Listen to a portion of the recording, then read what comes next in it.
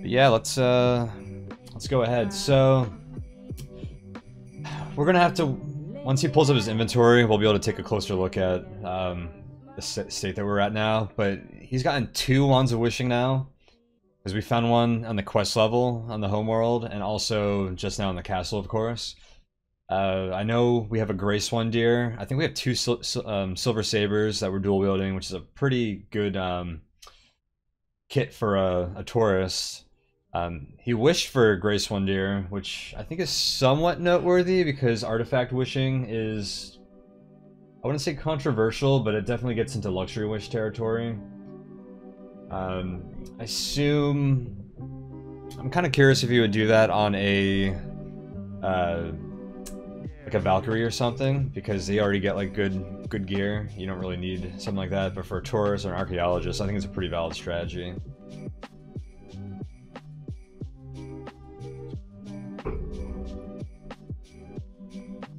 Free Ascension then, wins game 41. Yeah, this one is all but in the bag. I would agree with you there. But, you know, we've gotten this far, so we're going to carry on with it. And last time, I mean, once you clear the castle, it's pretty much always a free Ascension. But there are some neat tricks we can still learn, so we're going to go through that. In particular, something cool I noticed last time was when he landed on the wizard tower level, he went and searched all the like the red demons in the zoo, or not in the zoo, but like in the on that level, because they can cast aggravate monster and wake up the wizard. I thought that was a pretty clever strategy that I never considered. So if you see like I believe the Nalfeshni, I don't know, that's how you say it. I think they have that spell. So like if you see them, it's just like get off that level as soon as possible. Otherwise, you risk a non-zero chance of waking up the wizard, which is dangerous. So different things like that are pretty cool. So yeah, it's like that's a good example of something we can, you know, learn from.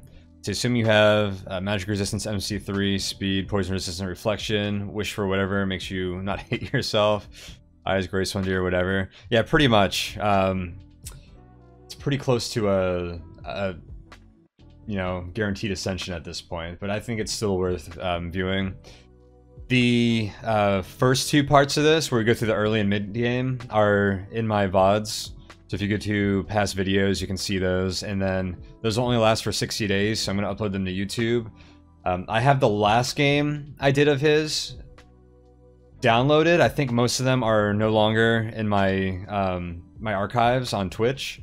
So I'll upload those to YouTube soon. I'd like to do that this weekend, actually. Unfortunately, I lost the first installment of that, so I don't know if I'm going to redo that or what. Twitch has infinite VOD retention unless you delete them. I don't think that is the case. I'm pretty sure mine delete after 60 days. Partners might get that, but I'm not a partner. You have to have some impressive viewer numbers, which I don't have to get partner. I know you can mark them as highlights, and then you can save them. So I reviewed the game that snapped this streak, and that's saved on there as a highlight. So you can watch that forever. And I'll upload that one to YouTube at some point as well, but I just haven't bothered setting up a YouTube channel yet. So once I do, you'll be able to see that down in the I don't know, below the stream there with all those notes and stuff, but I don't have that up there yet. They changed the rules 4 times. Is that something recent they updated? Can I like set that in my settings? I'll look into that, but I'm pretty sure mine, I know currently mine delete after 60 days. But yeah, without further ado, let's go ahead. Since I'm still so unexperienced in NetHack, just reading stories of things that have happened is just as fun as playing. Oh yeah, absolutely. Go and read like on like the Reddit for NetHack, or even RGRN, the Google groups. You can read people's like Ascension posts and stuff. It's pretty fun. Oh, that's interesting, Nico. I'll have to look into that, but I really don't think that's the case for me.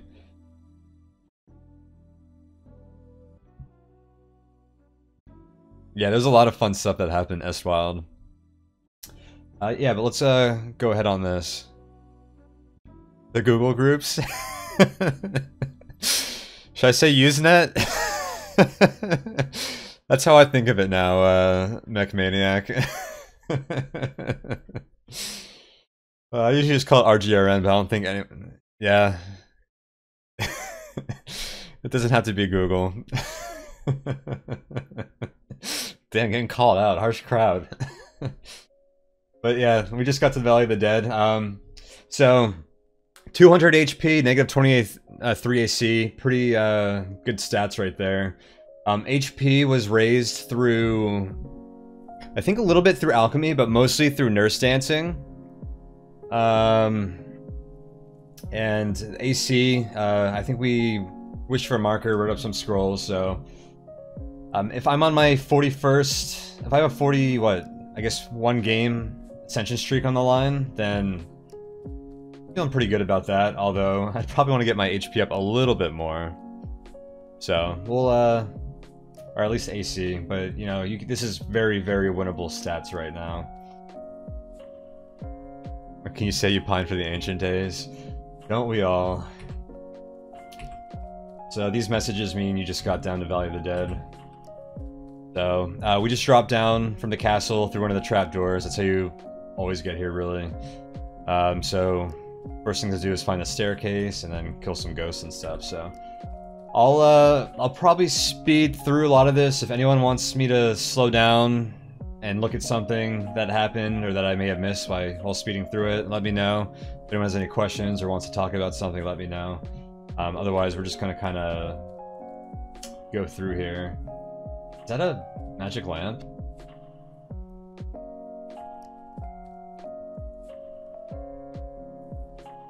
I assume he's already found an oil lamp.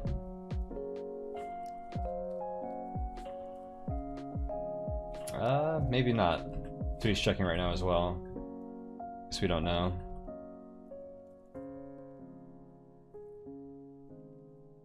So he found some scrolls, potions, just stashing them. He hasn't genocided liches yet, although he did genocide, I think the H class, so all mine players are gone.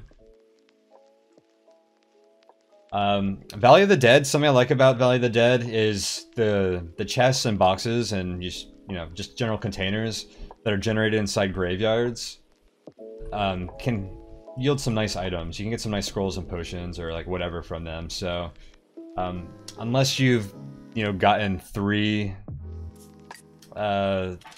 scroll or wands of wishing or something through the game, and you're just like completely set. I always like kind of clearing the graveyards nowadays and just seeing what's in those chests. At least getting the chests.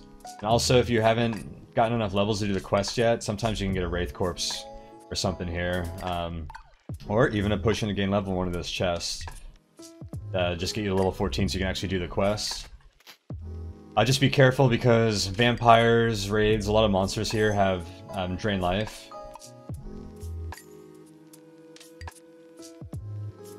What's he doing here? So they can actually, or drain levels, so they can actually like level drain you more and like do more harm than good.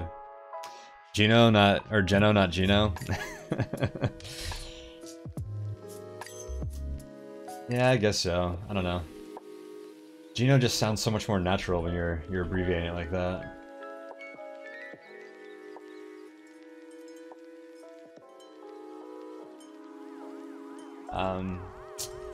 Testing the swans here. You get the message so he knows it's a slow monster now.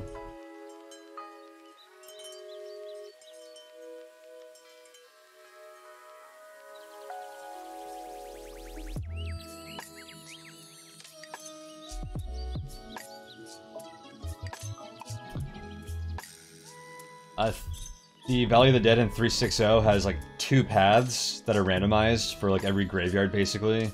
So you either have to walk through them or you can go around them. Looks like he took 1 damage against all those monsters. Yeah, graveyards don't spawn very strong monsters, so that's gonna happen. Maybe like an Etten mummy or something would do a little more damage, but a lot of that stuff is pretty weak. And once we get past here, we'll be in Gehenna, and we'll find some stronger monsters. Is he zapping this? No, it's a... Yeah, so he's zapping this wand of fire, I believe, to kill that disenchanter. If you don't know, disenchanters will reduce the enchantment of your weapons and your armor, so don't attack them with enchanted weapons.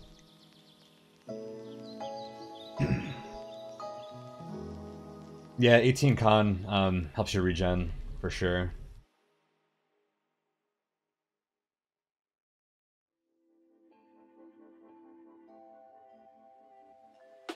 But yeah, all the monsters in these on this level are pretty weak for the most part. There's an Incubus there. I don't know if his character is male or female, but it looked like he decided to attack it from range, so it doesn't try to seduce him.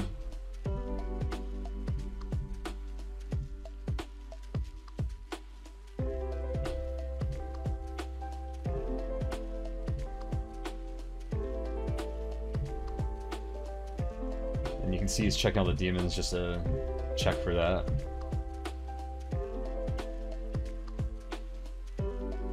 Did you just say Gehenna with a soft G? I did. And you know, I switched back and forth because I don't know how to say it. Is it Gehenna? I hate having to say things aloud that I've like only like read in text for most of my life.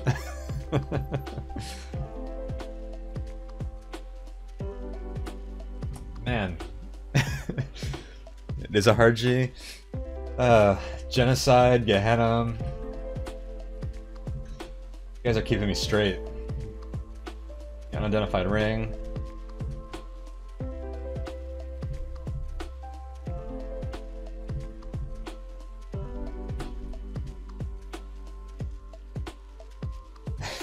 Americans are notorious of picking the wrong one if there's two ways to read something. Pretty much. I go back and forth. I'll say the early game monsters, Roths or Roths, I pronounce it like 3 different ways. We actually had a big discussion about that during, or after one of my streams a month ago, and I don't think we ever settled on a way to say it because it's a made-up monster.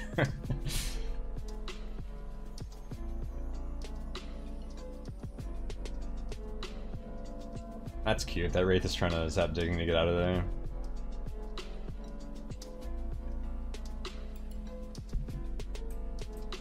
So yeah, I mean, just push right through those graveyards. That's pretty easy. We'll get to see what kind of loot he grabbed out of those chests and everything, because I'm sure he's going to drop it all on this altar right now. Something nice. Spelled Roth. Is that an accent over the E? Like, it's gonna be like Rothes or Rothes?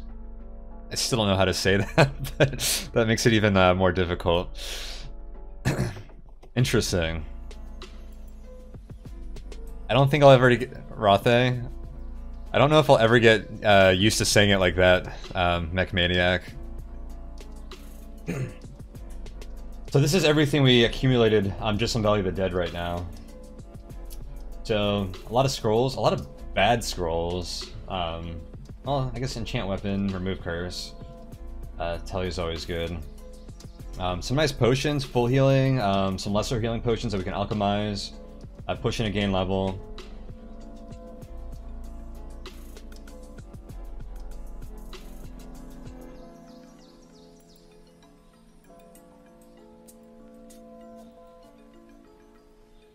Something I like to do at this point is I usually just spend the rest of my money giving it to this Priest of Moloch. If you don't need protection because you already have that maxed out, I like to just get Clairvoyance, which is nice. It's 200 times your XP level is the requirement for that, I believe. Roth will always... Oh, Roth? Oh, I like that. That's a good one. Not quite just Roth, but Roth. I'm gonna start saying it like that.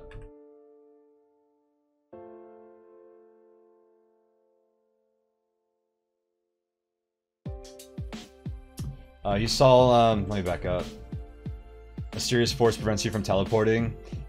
He reverse genocided a ton of Tengu trying to get intrinsic teleport control. Like 5 scrolls. Pretty unlucky to be honest. But, so he does have intrinsic teleportitis and teleport control, just an FYI.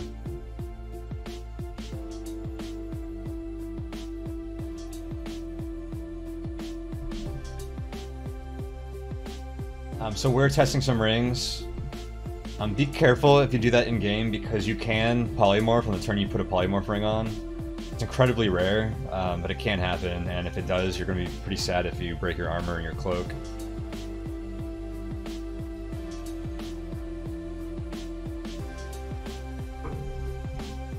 Looks like he's just going to ditch some items here.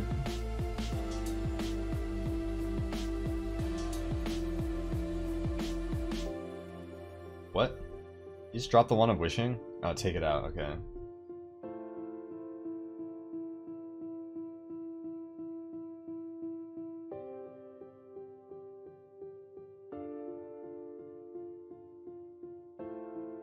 Still just trying to test the beatitude of some items here. With a full inventory.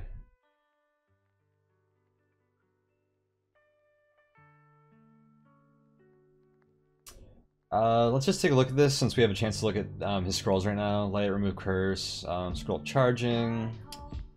Curse confused monster. That's nice if you want to confuse yourself for scroll effects and whatnot. Enchant armors, weapon. I think his weapons are maxed out. 6 magic mapping scrolls. I live on magic mapping. Beatitude. You guys are just like... you guys are just messing with me now. I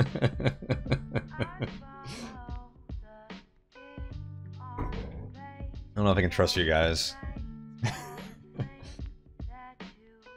I refuse to do Gehenna without magic mapping, so I usually wish up a scroll just for that. That is real. Oh, hyperbole? I think I know how to say that one. Hang on. It is Beatitude. Beatitude. Oh man, I'm learning so much right now. So many words that I only read in NetHack. In NetHack related text conversations and never out loud.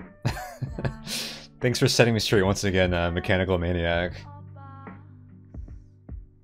Let's see.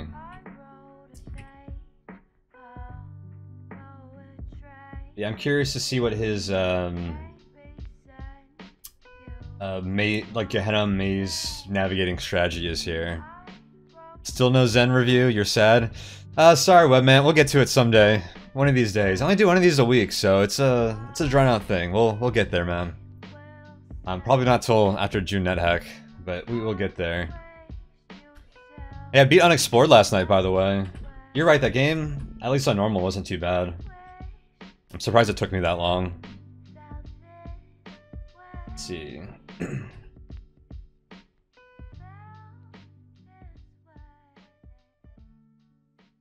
Like he's gonna do some identification.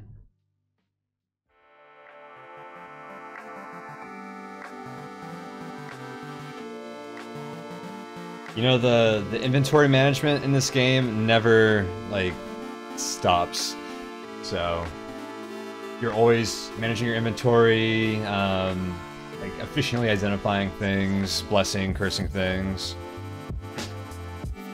Arcade difficulty is really fun and challenging. I started playing hard mode after I won, and hard mode seemed a lot more interesting than normal, so I'm gonna round out hard for a bit. But I'll give arcade a try as well. I'll probably put that game down for a couple of weeks and then pick it back up while I do some other things, because I've been playing that a lot lately. But that's a fun game. I liked playing through it. You want to create monster? Oh, he got a full ID? Okay. Magic lamp. It was a magic lamp. An 03 Wand of Wishing? Ooh! This is gonna be easy, guys.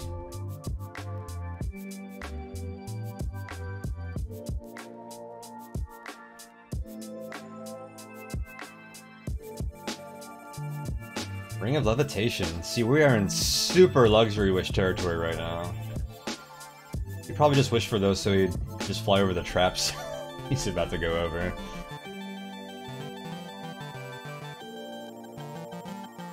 What else do we want? Magic marker. Probably for scrolls of magic mapping. That's what I would do with that.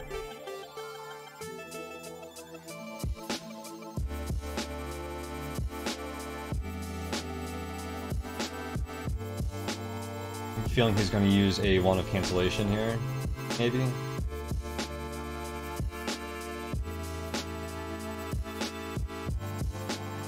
Kind of getting all these trash scrolls and potions.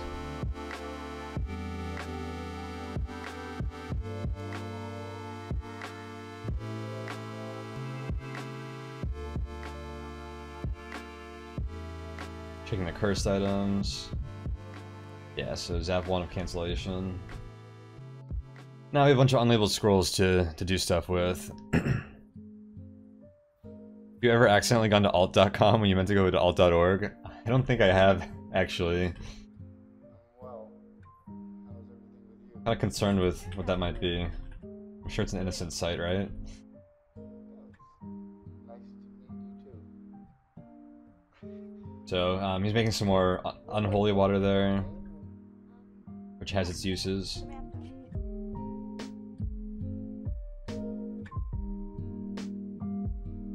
Make a ton of holy water.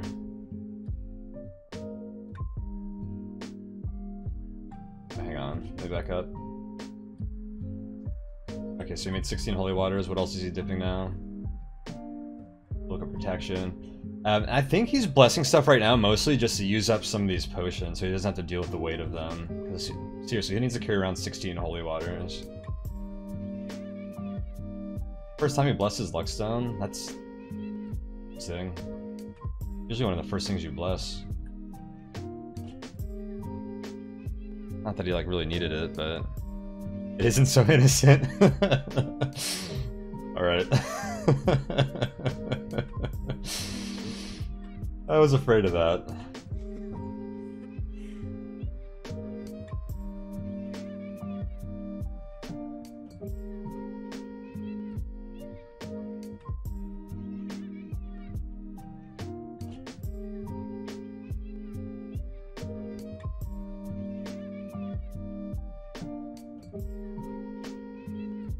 He might just be dropping that stuff.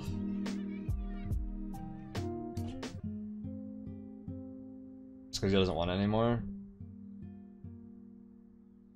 Left a lot of free loot there. Just wish for a Ring of Levitation, he still fell into the pits.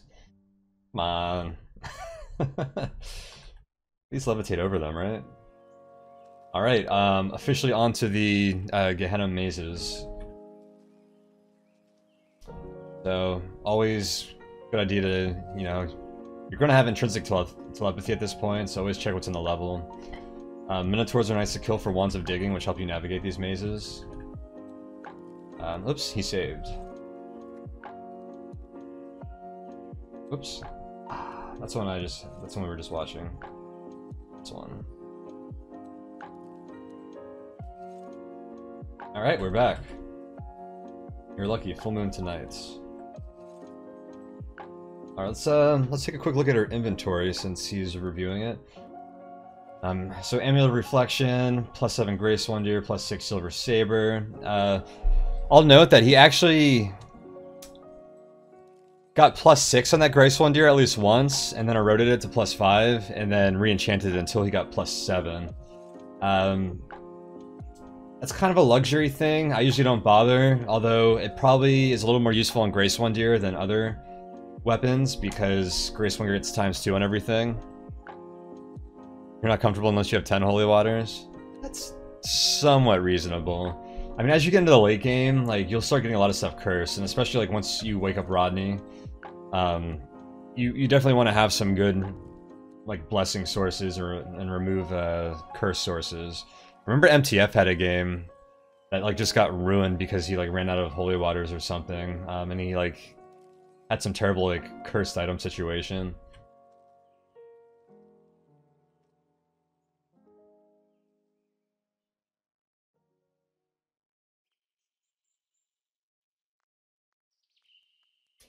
Alright, so he's just gonna dig down, it looks.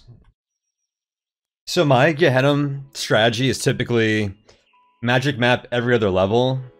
So basically, like on this level, he knows where the upstairs is, he doesn't know where the downstairs is. So if he digs down, lands on the level below, and maps it, if he goes to the upstairs on the level below, which he'll know if he uses magic mapping, then that shows him where the downstairs is on this level as well. And then it's pretty easy to link those two. I want you to know where both of those are. You just kind of wander around, use digging and stuff, so... that's probably what he's about to do. And then, so this is Asmodeus' lair, it looks like. So it's actually pretty easy to find the upstairs on these levels, because it's always going to be on the left, like, it's going to be... I don't know why I'm doing hand motions, you can't see. It's going to be, like, over here somewhere. So if you don't want to use a magic mapping scroll, it's actually pretty easy to find the upstairs on this level. And then downstairs is going to be, like, right here. Or here.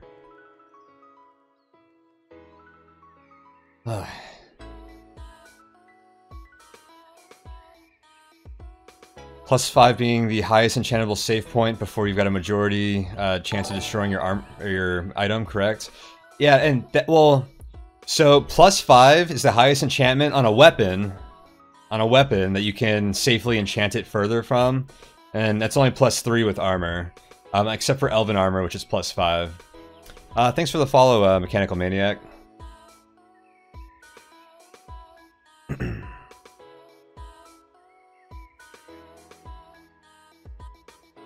Oh damn, you got one of your 9-conduct monks screwed over by Rodney? That really sucks. Yeah, you don't want to... I mean, you can, like, just fight him hand-to-hand, but he can become... All high-level casters like that can become pretty troublesome. Once he starts casting Summon Nasties and other kinds of spell casting, he can become a huge pain, so... I like to whap him with the Cockatrice Corpse, Wand of Death, or, you know, likewise. Is this Jetty play? Yeah, I'm using Jetty play. That's my preferred way to view TTY Rex. It's pretty nice. 12 viewers on a NetHack stream. Yeah, NetHack streams are actually like the most popular ones I do. Usually get like 10 to 15 viewers. I guess it depends. It goes up and down. And yeah, 12 people are watching you watch someone else. Pretty much. And yeah, NetHack is coming back. It's pretty popular now. There's a lot of discussion going on, especially with a lot of the variants that are available and like actively developed.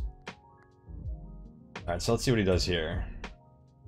Oh, and just as we were talking about how the upstairs is always on this left side, you know, there's more maze here, but like this level, well, let's just pull it up.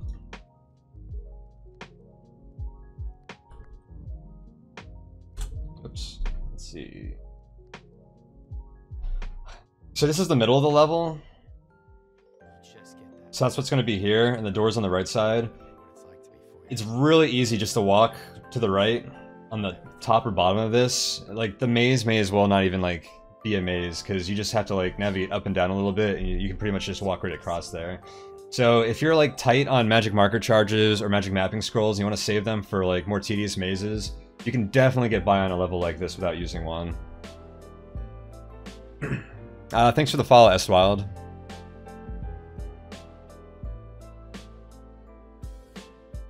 It's certain that this game is a win. Yeah, you could probably say that about most of Tariru's NetHack games at this point. We do know how it will end. Sort of pointless to watch unless you want to learn new stuff. But we do want to learn new stuff. That's why we're watching it, so... that's what we're doing. Tourists can just learn magic mapping. That is true. He's actually been basically ignoring spell books with this tourist. So I don't know if he just didn't care about the tedium. This is convenient, so he knew this. Is this an arc lich? Or, yeah, it's an arc lich. So they're covetous monsters, so they have the covetous monster movement pattern, which they'll teleport to you, and if you hit them a few times, they'll teleport to the upstairs, and it makes them very difficult to kill them, because they just keep going to the upstairs. He actually got to the upstairs before the lich did, or the lich even jumped at him, which is pretty convenient. So you can actually just kill him on the upstairs, which is pretty much what you have to do for these monsters. And usually the only way you can ever do that is to go to the downstairs and make them follow you downstairs. Maybe he just digs down here and maps on the Ascension run. That's a valid strategy as well. Tufoop? I don't know how to say that, I'm sorry.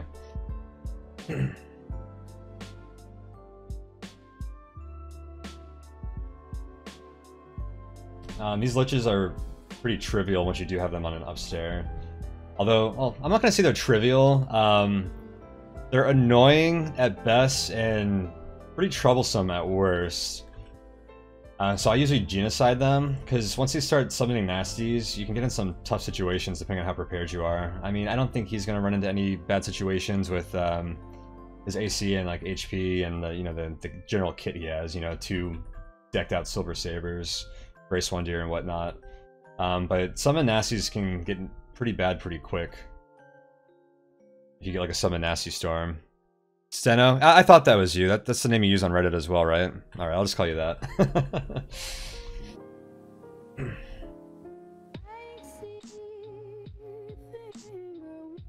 Alright, so I'm gonna go ahead and speed through this a bit.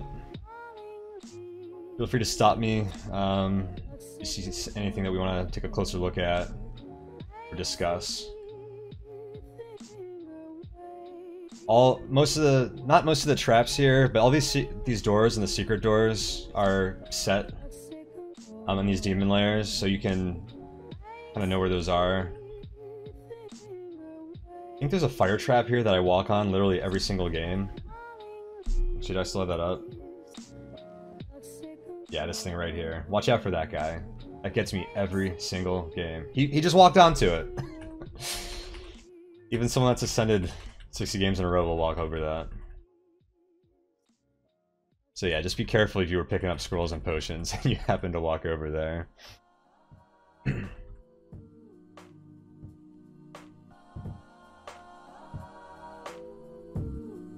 So yeah, he's gonna dig down. Jublix's Swamp. So another demon layer where it's very easy to find the up and down stairs. Upstairs is right there. There's a disenchanter right there, so he's using wands to kill it. Because if he swings at it with his weapons, it'll disenchant them. And if it hits him, it has a chance of disenchanting his armor. It's just pretty annoying. Jublix, probably the weakest of the demon princes. Our lords, I always forget which ones are princes and lords. Watch out for that illness though, because that's a delayed insta-death. It takes like 20 or so turns to affect, I think, depending on... I think it halves it like every time they hit you, so make sure you have a way to cure it. But usually, a Blessed Unicorn Horn's fine to do.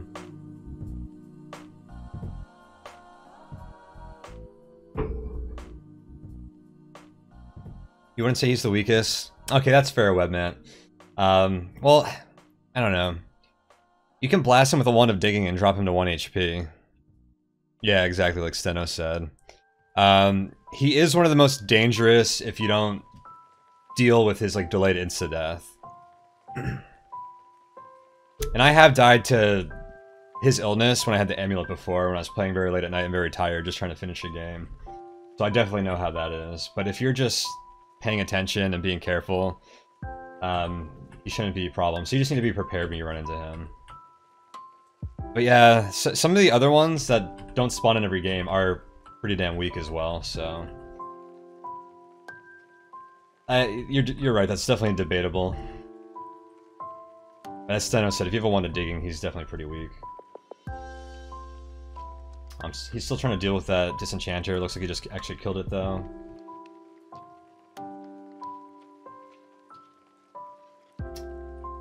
He's got a Blessed Platinum Enduring Express card, which is very nice for tourists because it'll act as a Blessed Scroll of Charge. Yeah, Blessed Scroll of Charging when you use it. As long as it's Blessed as well, so... He gets a lot of use out of all his wands right now because of that. For non-tourists, it'll only act as Uncursed, I believe.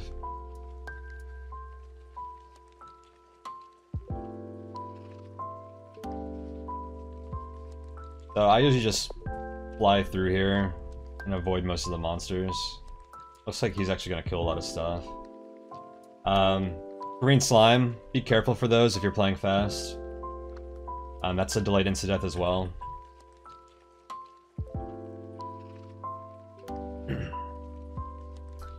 You don't believe any amount of enemies will make Asmodeus that much more dangerous? If you don't have cold resistance, I mean, Asmo is probably gonna insta-kill you. His cold attack is so like stupid ridiculous. Like when you look at it on paper, like almost no one ever just like sees it, or like everyone has cold resistance by that point. So a lot of people don't even realize he has a ridiculous cold attack. I've seen a lot of people die to that. Hang on, I'm backing up. So another Arc Lich. So you have to deal with this on every floor if you don't genocide liches. That's why I like to do that. It's just like a quality of life kind of thing. And he's not going genoless, so I'm surprised. It doesn't seem to be something Tariru does a lot. I'm another demon layer level here, Beelzebub. So the entrance to Beelzebub's on the mid left side. He already knows where the upstairs is, so he should be able to find the entrance to the lair pretty easily. And that'll give him access to the downstairs, so it's another level we don't have to map. And to be clear, you don't have to map any level, but anyone that like plays the game a lot is going to want to, because navigating the mazes of Gehenna is just so tedious. It's his MC at the moment. I believe he has a Cloak of Protection on, so it's 3. Let's double check that when he pulls up his inventory again. And this is 360, so that gives you approximately 90% chance to negate special attacks for monsters. Which is a pretty big reduction from the roughly 98%, I believe it was in 343. Yeah, just pay off the Demon Lords. There's no reason to fight them, usually.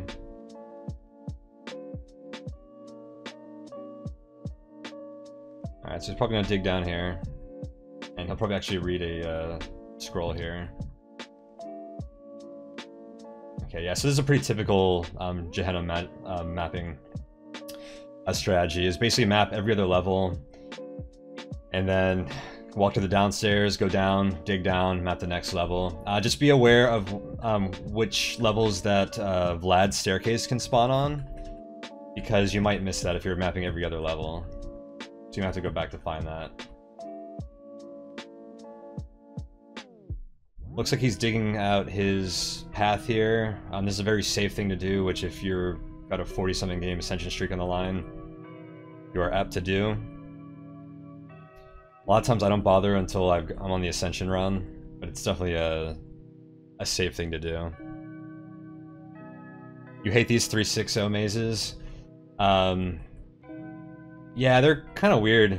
After playing like this style for so long, these ones are just, I don't know, they feel like opposite or something.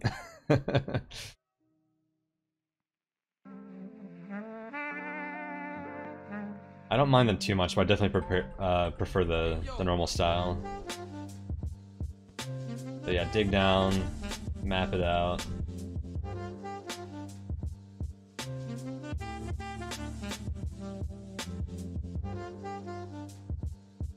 It's like I want to be careful when you're with that woman. Women are all liars. You should know that.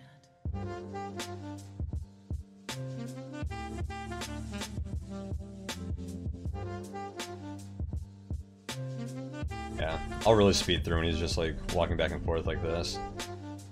And of course, connecting the staircases isn't foolproof because the mysterious force will knock you like at a random place on the level. So usually if you have like spare teleport scrolls or something, that's a good time to use those. Well, we can talk about that more when you get to the Ascension run. When this is over, I'm getting out. Orcus Town. When I do, will you come with me?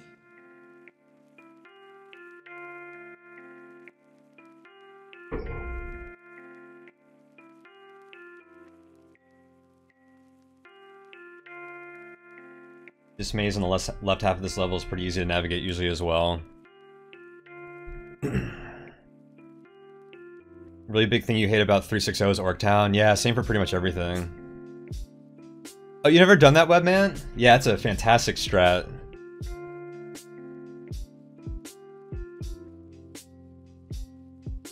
It'll basically save you half of the magic mapping scrolls, if that's what you're using. You can usually get through with not many at all. Hey, thanks for the follow, Steno. I appreciate it, man. You can dig up? No, you dig down, but then you magic map. So you don't know. So you're on a floor. You know where the upstairs is on the floor you're at because you came down from above. But you don't know where the downstairs is. You dig down one floor and you magic map the floor that you dig down to. And now you know where the upstairs is on that floor and the downstairs on that floor. So you go to that upstairs and you dig up and, or I just said dig up. You go up, you walk up the stairs. You don't have to dig. You walk up the stairs and that shows you where the downstairs is on the floor above that you were just on, where you didn't know where the downstairs is. So it's an easy way to link through the dungeon. You just magic map every other floor. I should do like a YouTube video on that or something. I've been meaning to do some more content like that. It's a really like easy concept, but it like, I don't know, it feels weird when you're explaining it sometimes. Taking advantage of this online altar here to buck test some items.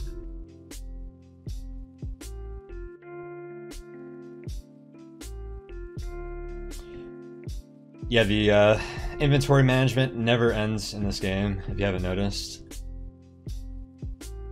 At least 50% of the game, I think. Let's see. He's using, yeah, let me back up. I think he was just doing some alchemy as well. I wasn't paying attention.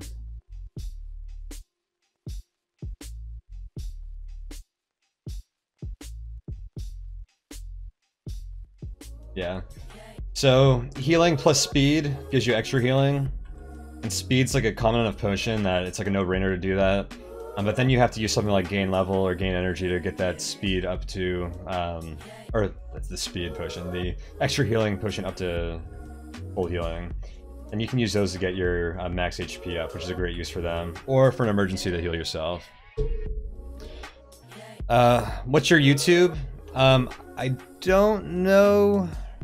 I think it's like tonelive.stream. Here, let me look it up for you. I don't have any content on there yet, but I'm gonna upload some of my past Twitch streams that have been getting deleted onto there. It's YouTube. And of course YouTube doesn't like working in my browser right now.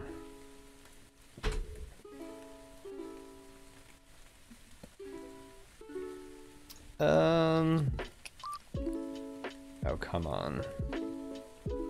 I actually don't know what it is off the top of my head, but I'll take care of that tomorrow, or maybe when I finish this stream, and I'll update it in the information on my stream page here. I'll add a section, and you'll be able to find it there, but there's no content on there right now. But I want to start doing some like little videos and stuff.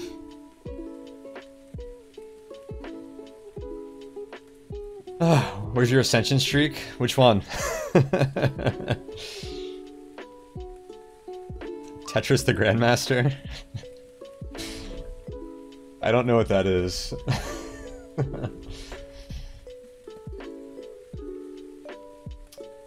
So yeah, he's just drinking some healing potions to get his health up a little bit, because they raise your max health. Alchemizing those extra healings up to full healing. In 360, it's random, I think between 1 and 9.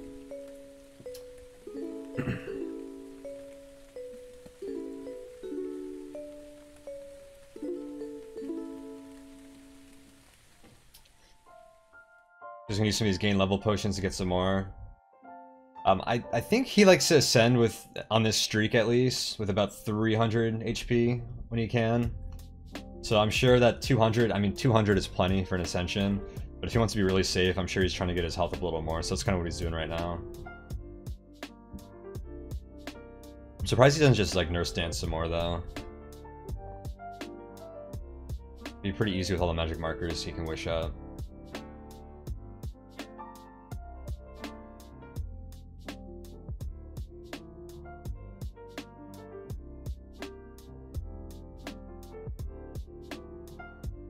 He just drank Blessed Potion of See Invisible, which permanently gives you the See Invisible intrinsic. I don't know if he had that yet or not.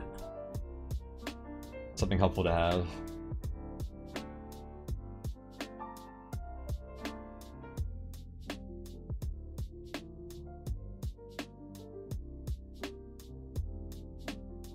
Alright. Yeah, every time you run into an altar or something like that, it's a nice opportunity to do some inventory management. There's chests and containers in this graveyard, so sometimes it's a good opportunity to find some new gear.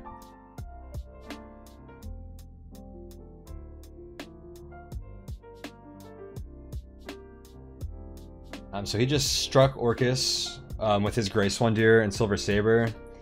It didn't kill him, but it probably did a ton of damage to him, so he fled to that upstairs. He's probably going to wait for Orcus to come back. He's probably going to go downstairs and then kill him on the upstairs below. And he'll probably end up wasting 2 or 3 death charges from Orcus's Death Wand doing that.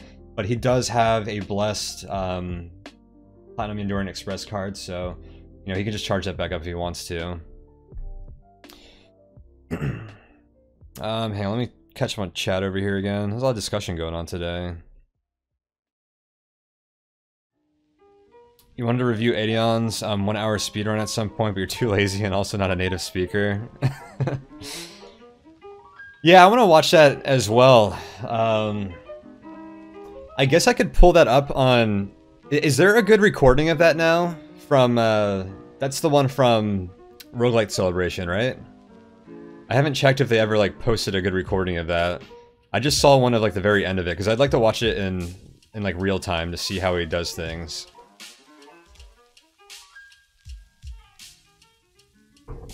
Oh man, Nico making fun of my English. I'm not a native speaker either.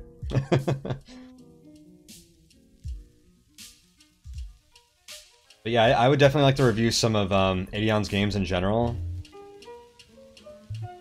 I guess if I pull up the TTY rec... Oh, it's a different one? I guess the TTY rec's in real time, so we could watch that, so maybe I will look that up. I really want to check out one of NHT's speedruns at some point. Cool, maybe I'll ask Aedion for that.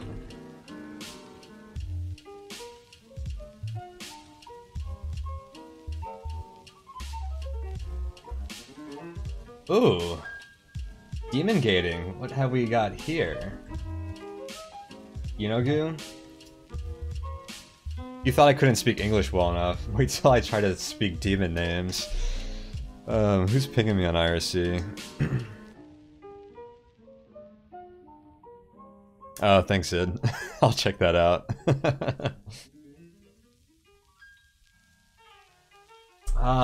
Is Yino the one with the annoying stun attacks, I think?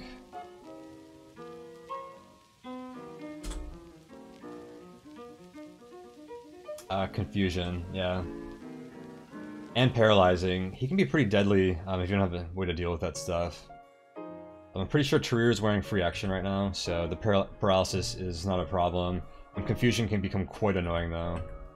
And it looks like he's going to decide to kill Yinogu first.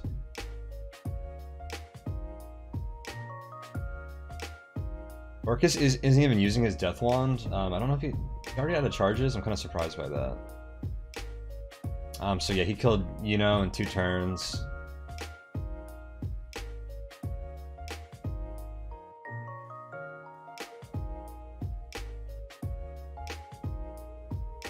So we know that's a Wand of Death, because that's what Orcus always has.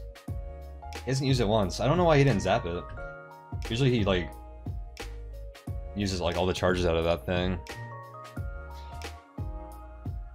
Should have wished for the eyes.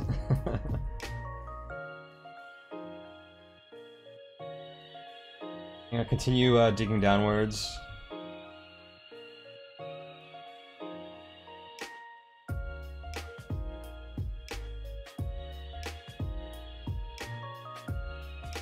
Kind of following the same strat. Whoa. He decided to use magic mapping on this level anyways, I guess. No reason not to, but no real reason to either. I guess he decided that those 2 staircases were sufficiently far away that it would be easier just to connect them if he knew what the maze looked like. Gray Swan protects from confusion. No, that's wrong. Gray Swan Deer protects from hallucination. And it only, like... does that while it's wielded, which is weird. So you can get like hallucinated, and like while you have it equipped, and then you can unequip it, and like you'll start hallucinating again. Kind of an interesting mechanic. What was the Valley of the Dead level again? I think it was 29. You could look that up. Hang on, I can tell you. I was kind of curious too, because I'm about to look up where Vlad's tower could generate. Because if you're only mapping every other level, you need to go back and find Vlad's tower sometimes. Let's see.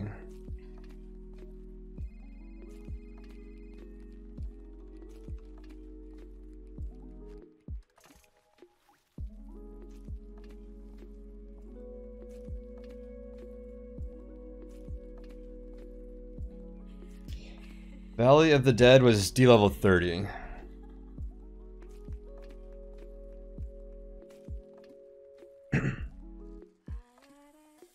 So I've been meaning to put together like a spreadsheet that like shows you where all the levels are based on your Valley of the Dead level, but I haven't got around to that yet. But let's see.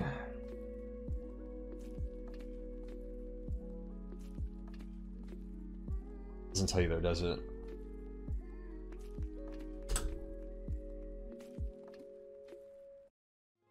The 9th and 13th levels of Gehenna, so 38 and 42, is that right? Is where that's going to be?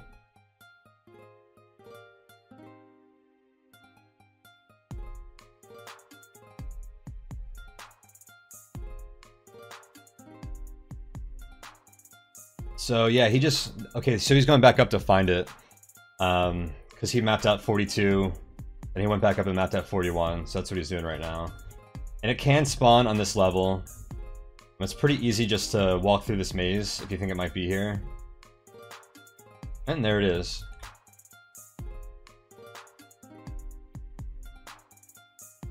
So Vlad's tower, not too eventful usually. There's water walking boots here that can be useful. Actually, they're very nice if you want to use one of the moats at like the fake wizard towers to blank scrolls and potions. There's an amulet of life saving, which is nice to have.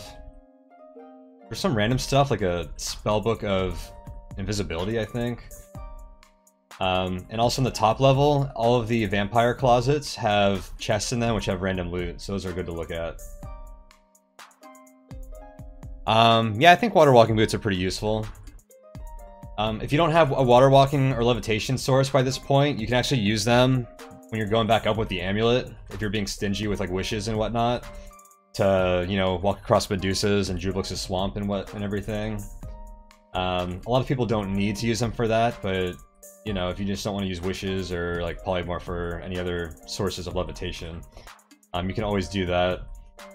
But they're very nice for blanking things if you don't have a 1 of cancellation, because there aren't a lot of fountains in Gehenna.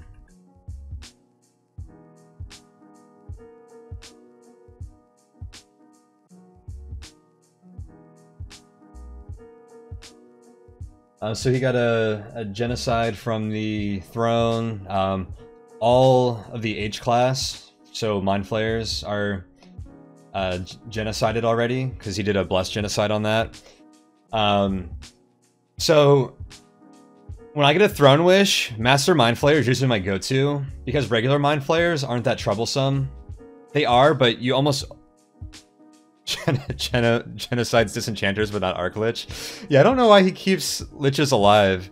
The one reason I wouldn't always genocide Arclich is because I would do all liches, because usually you want to do master liches as well as Arcliches, so like one blessed Geno scroll will do all of them. But he clearly doesn't want to use a blessed Geno scroll on those, so this is a little interesting. In the last game that I reviewed of his, he did not...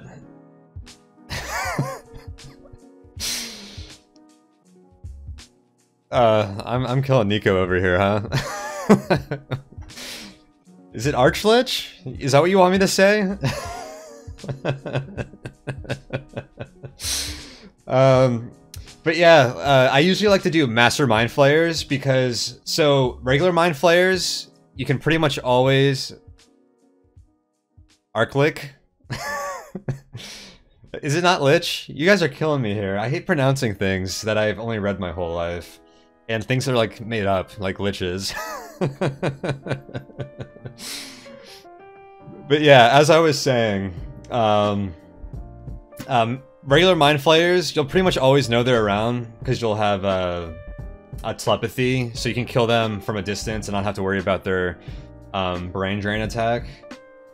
Master Mind Flayers can be summoned from Summon Nasties, so there's always a chance that one will spawn right next to you and you won't even have it.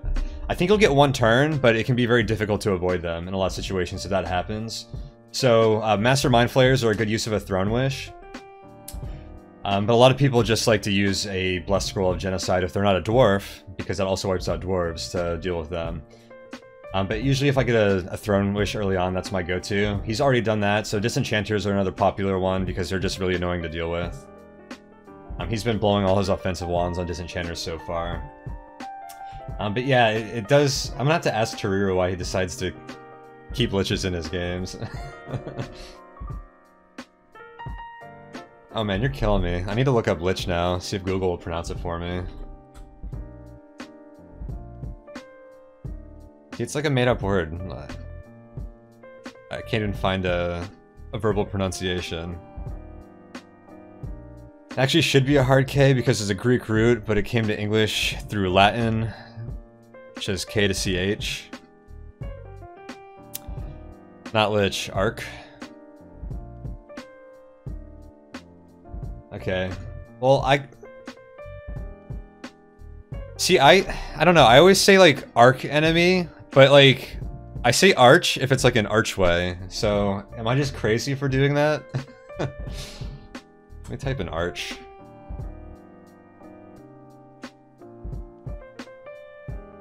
Hang on, more definitions. My Google doesn't like me. I think I have a lot of like JavaScript and stuff disabled, so it's not expanding. Okay, let's continue on. We're getting a pretty good not even vocabulary, but like pronunciation lesson here. It's a pretty nice chest there. Well, I mean, Skull of Enchant Armor is good. There's a lot of just random stuff in there. He probably doesn't need most of it though.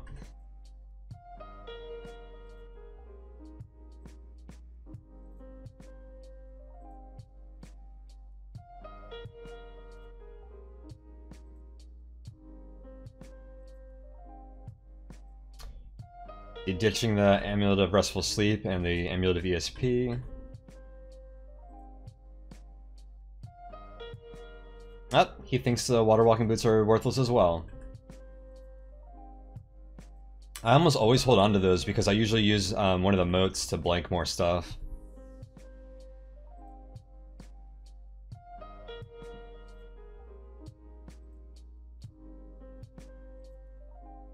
Yeah, he is wearing a Cloak of Protection.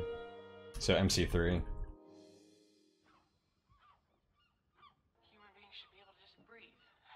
Looks like he's gonna get his AC up a little bit here.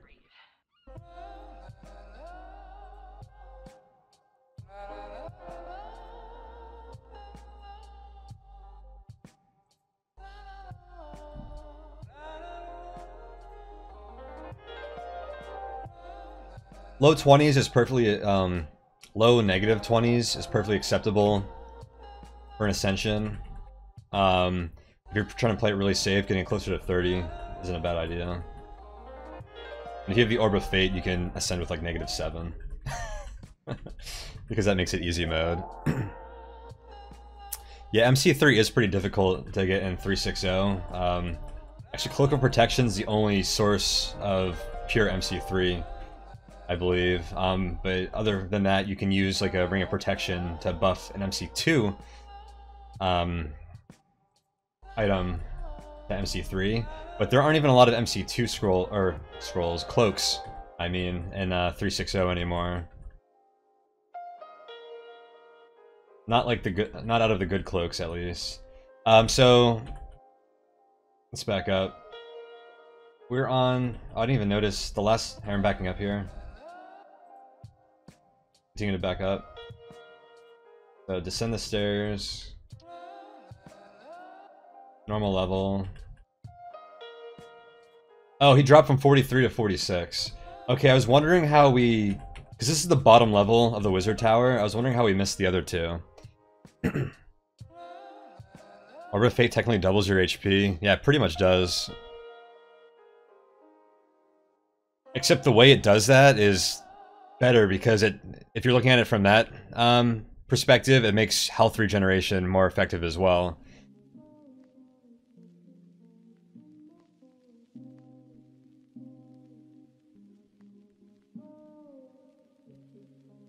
So the 3 wizard tower levels are undiggable. So you pretty much have to use magic mapping on them if you don't want to, you know, go through the entire maze. You can't do that like dig through trick like the upstairs.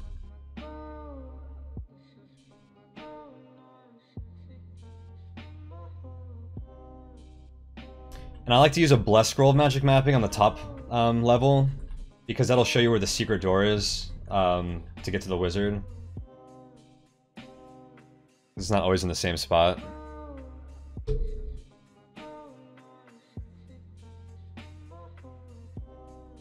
They failed to find all damage sources for the Orb of Fate. Yeah, I'm not sure what... It's all physical damage and spell damage, which is like a lot of sources. But yeah, I guess there are things that don't fall into those categories.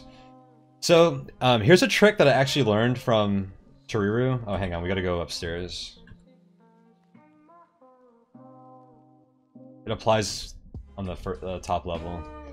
You feel momentary chill. Oh my god, he just got... Oh, that's fire resistance, okay. He didn't have fire resistance before?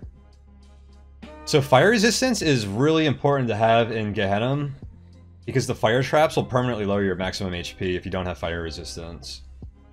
And you're gonna walk into a lot of those. He had a ring of fire resistance earlier, so I don't know if he's just been wearing that this whole time. But yeah, it's pretty crazy that he didn't have that. Okay, so this is a trick that I learned from Tariru. So in 3.6.0, I think this might be fixed in the current build of 3.6.1. It might not be current on NAO, but at least like the most updated one. So, Aggravate Monster will wake up the wizard and he'll teleport to you. So... Yeah, just like Seno pointed out, there's a Titan. Titans, I think Nalfishnees and other red demons will have spellcasting as well. They can cast that and wake him up and just ruin your day. So it's good to have a plan to get off of this level if you see any spellcasting monsters as soon as possible. If you see it.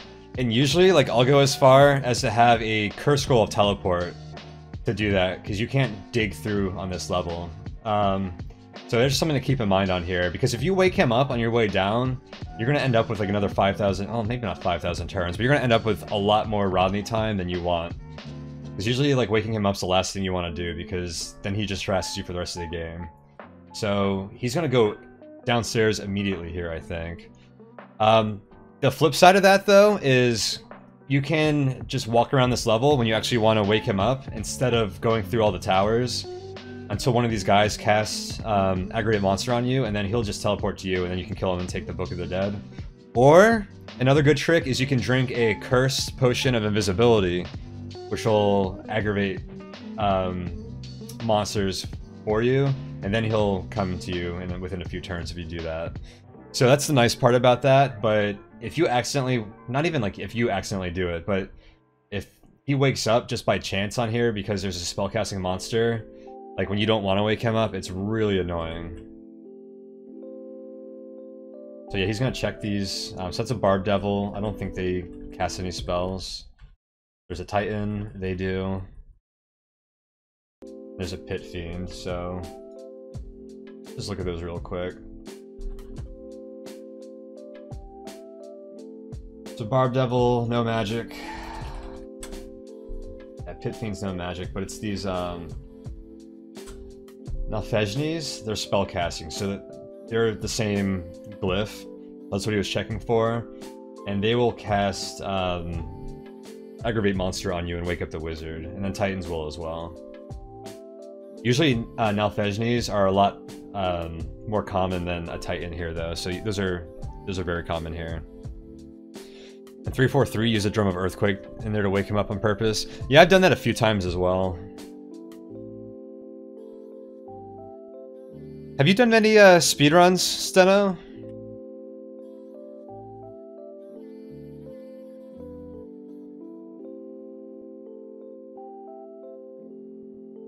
Bone Devils might have spellcasting as well.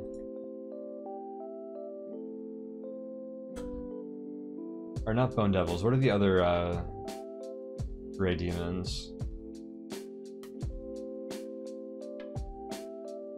Oh, am I thinking about Ice Devil? No, I guess not.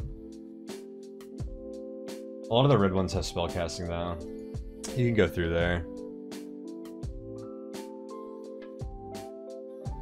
Number 9 fastest real time on NAO, 2 hours. Oh, nice. I don't know. I might try a real-time speedrun at some point, but it's definitely not my style. I do want to mess around with like in-game speedruns, or game-time speedruns. I mean, at some point. Those are just Fukubai. And I don't want to do it competitively because I don't know if I can compete with some of the people that are really good at that. But I'd like to do like a sub 7,000 turn game at some point. In 360. So he even marked that there's a Titan there because he knows that he needs to be careful if he's on that level.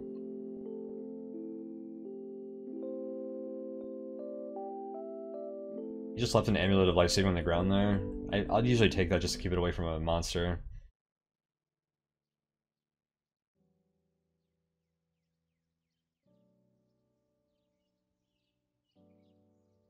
Alright.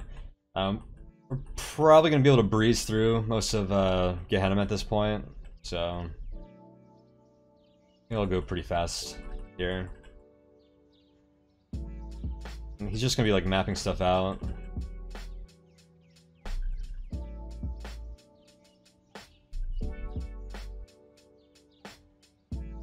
Let's see, he picked up that Cockatrice corpse.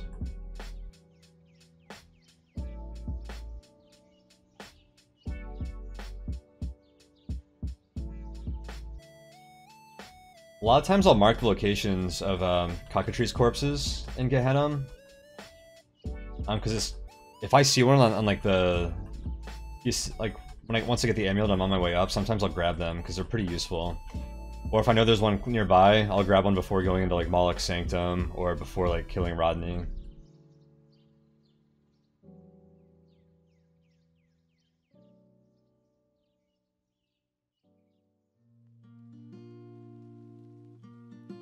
I have a feeling he's gonna let that Titan wake up Rodney for him, so he's probably not even gonna bother with the fake wizard towers.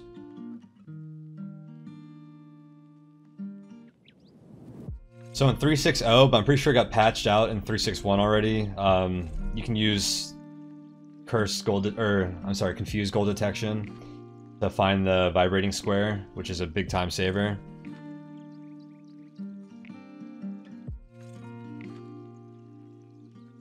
Can you still steal the book?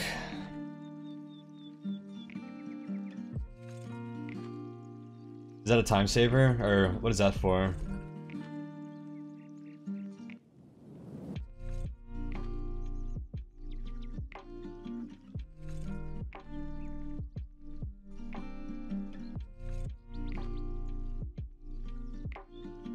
And he's probably gonna go up to Rodney right now, actually.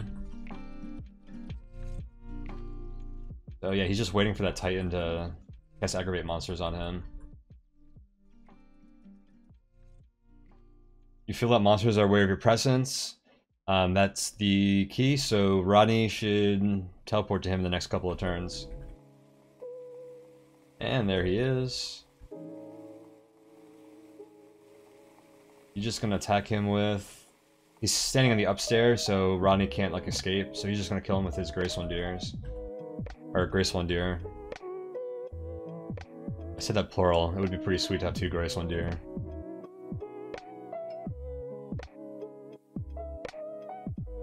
He's gonna use a scroll teleportation to get back down.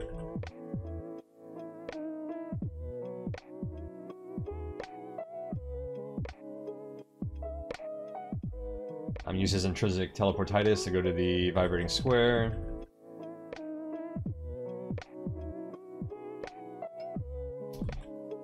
Back to Moloch's Sanctum. You actually have to fight through here. And 343, I loved using Asmodeus to get the amulet for you. That was a fun strat.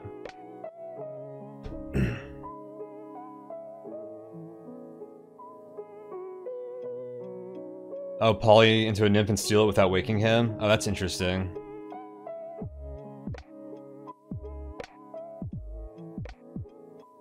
He picks it up though, right? So, can you steal it from his feet?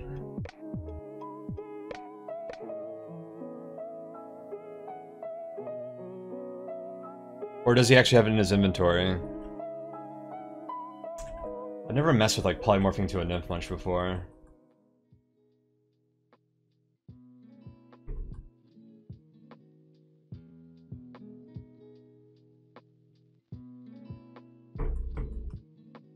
He's being really careful about gray demons.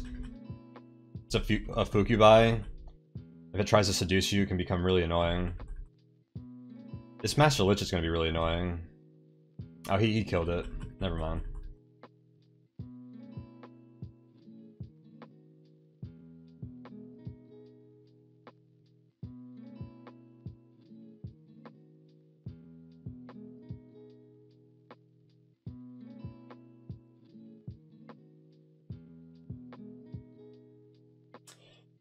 So it's good to have a want a secret door detection to find the secret door here, so you don't have to walk through a bunch of fire traps. Failing that, you can also use the Bell of Opening, which has a few charges and behaves as a want a secret door detection. Liches are honestly pretty weak, yeah. Yeah, Conflict is very OP.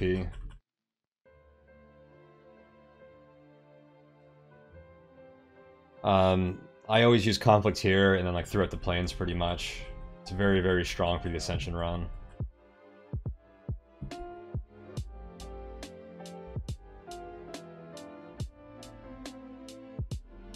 It's also pretty nice if you're like weak and you want to clear the castle or something. There's a lot of good situations where it's very, very strong in. He's got a Scroll Scare Monster, that's a nice find. Or he might have had that in his inventory, but he knows he's about to step onto some fire traps.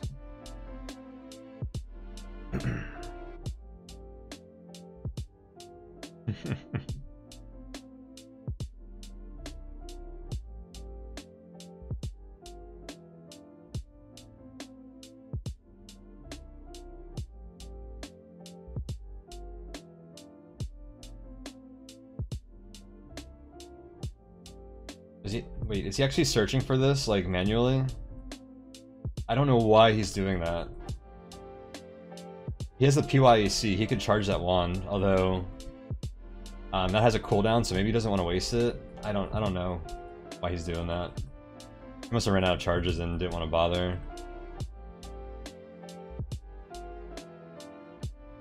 It's nice to zap him with the High Priest of Moloch from outside of the temple with the Wand of Death. If you can. Otherwise, Moloch usually doesn't... He just, like, zaps you with lightning. It's not really a big deal to kill him inside either.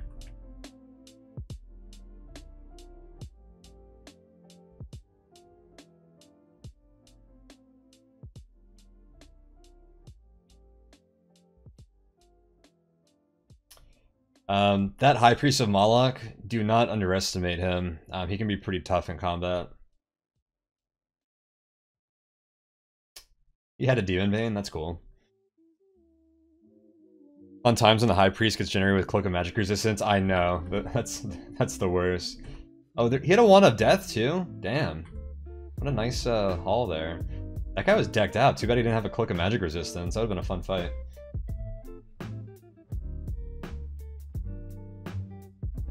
Oh, Lumbus Wafer? In before someone tells me I'm pronouncing that wrong. Come on, I don't know Elvish, guys. You should play some NetHack. If this ends, I can play some NetHack. Maybe we'll do that. I've been dying to play some NetHack because I've been doing these reviews. I haven't actually played in a while.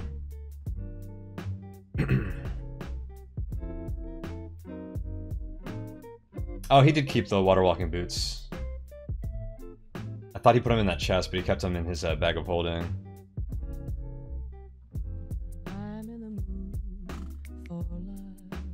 You got it right. That's good. But what's nice about the Lembas wafers is Lembas wafers, cram rations, and maybe something else I'm forgetting don't have that chance that every other food item has.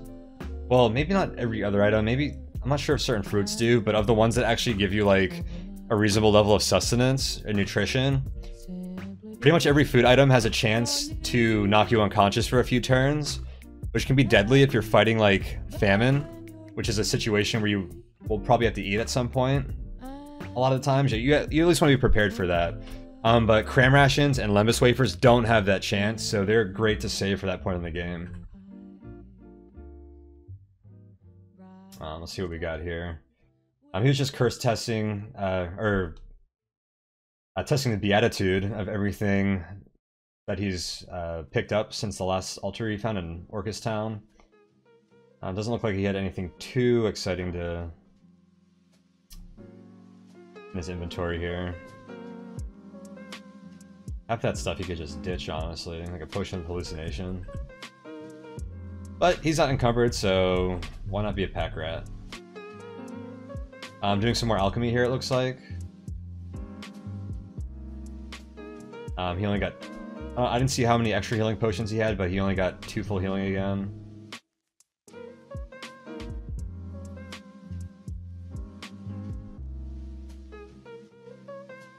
The fallen comestibles are never rotten. Lembas wafers, cram rations, fortune cookies, lizard corpses, and lichen corpses. I can carry around food that can confuse because I almost always forget to bring confusion to the plains. Or you do carry around. Yeah, it's definitely good to have some stuff like that. Like tripe rations are good for that if you need it. I personally like having potions of booze, non-cursed. Don't drink a cursed potion of booze if you just want to get confused. Or potions of confusion for that. I usually don't bother with like the whole forgetting a spell thing. Because sometimes you get to that point before 20,000 turns have passed. So other methods are more reliable.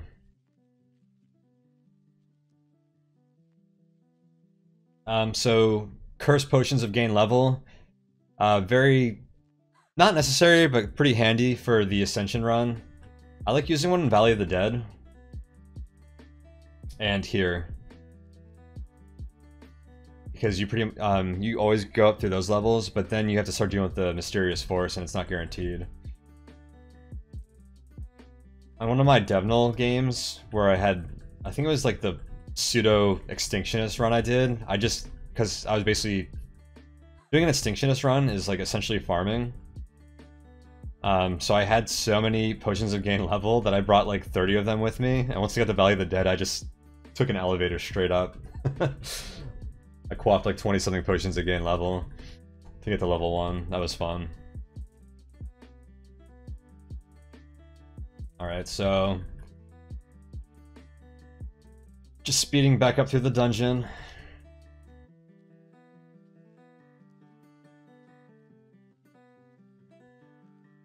He's using his intrinsic teleportitis when he can.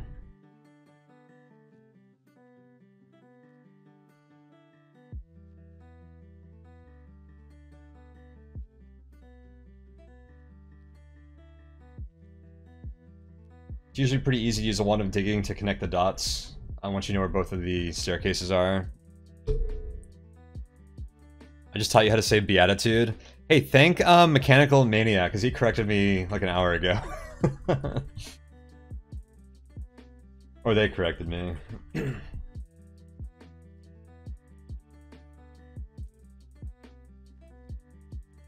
don't know why he stepped into that shop. That one too? I don't know.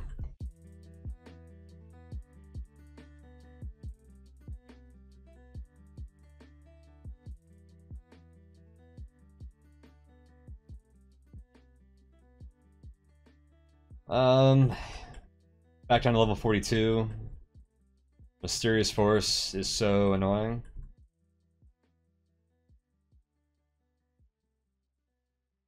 He's hallucinated right now because he's not wielding Gracewind Deer. He had his pickaxe out. Back down to level 42. I think he's pretty frustrated right now.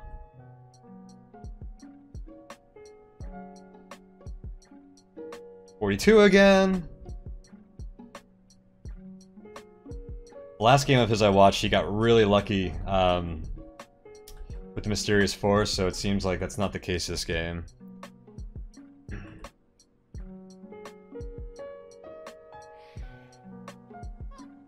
He's only neutral too, which isn't that bad for the Mysterious Force typically.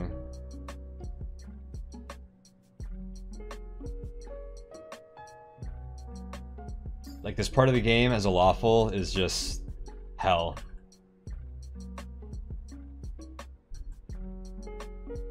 I actually usually use a Helm of Opposite Alignment, give up 10 points of protection, or 9 points, whatever. Just to go to Chaotic for this part of the game, a lot of the time. Because I hate the Mysterious Force. Makes you angry just watching it. Yeah, Steno, I watched you quit a game over the Mysterious Force once, so I know how you feel about it.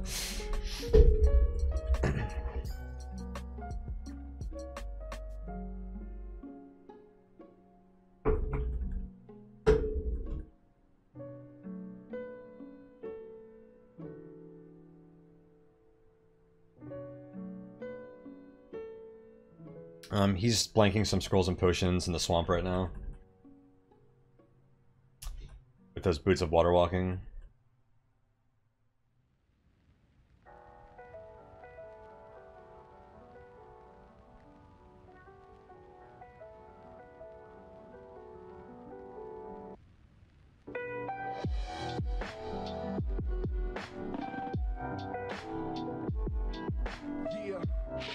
It's never too late to do some inventory management in NetHack.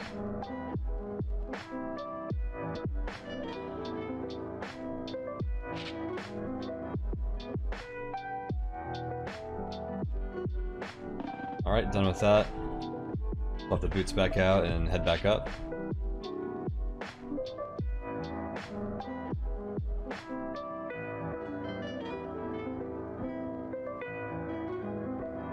Oh, and sent back down. He's actually having pretty bad luck with the Mysterious Force right now, I think. He's almost there, though. See, the wizard's back up. Damn, he killed the wizard before we even went back to the upstairs. Enchanted Gracewind Deer and Silver Saber 2-weapon is super strong. See, he just used one of his potions of curse gain level there. So he got a little lucky at the end there.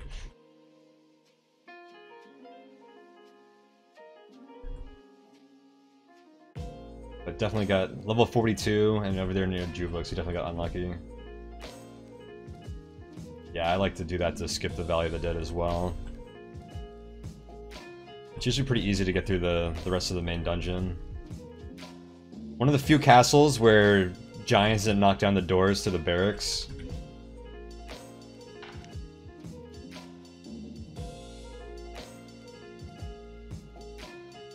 Like, that almost never happens.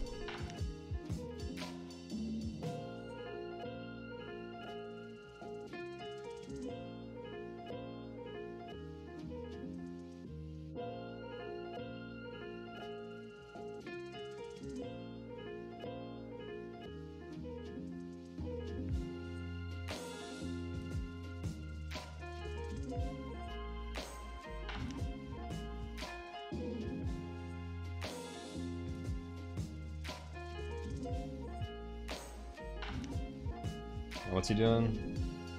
Oh, he's reading Scrolls of Teleport. Okay. Yeah, once you get out of Gehenna, you may as well read all your Scrolls of Teleport to get through the levels. Because they're not going to be useful again.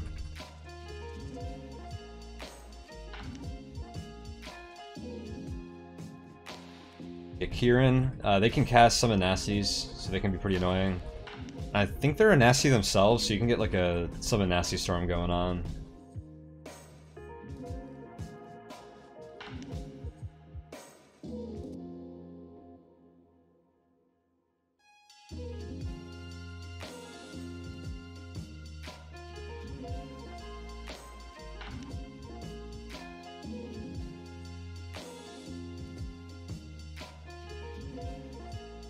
Accidentally went up to Sokoban.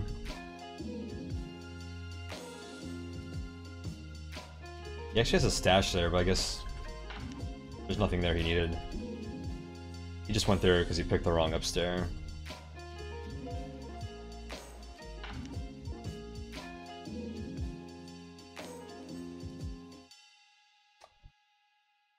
And here we are, back where it all began. What he's probably going to do right now is try to put the Amulet of Yendor into the bag of holding just to be completely paranoid and make sure that it is the true Amulet of Yendor. Yep, and then he's going to walk up, because otherwise you end your game if you don't actually have the Amulet of Yendor with you. That's just kind of one of those paranoid checks.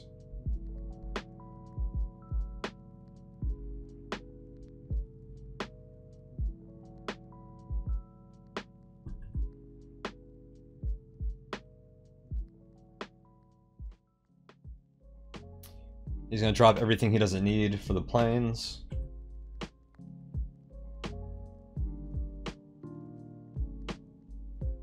Check it again. Alright, the Plane of Earth. Pretty uneventful plane. Kill the wizard here. Probably, well, he's actually just gonna kill him with his weapons, but usually I just zap him with a Wand of Death. Wait, what? It can be fake after all that traveling back up to level 1? Well, there are fake Amulets of Yendor generated in the game. Notably, there's one on the rogue level, always, I think. I don't know where else it can be generated or how that works. But just because you don't want to accidentally end your game, like, you always just want to be sure. So normally when you pick it up off the...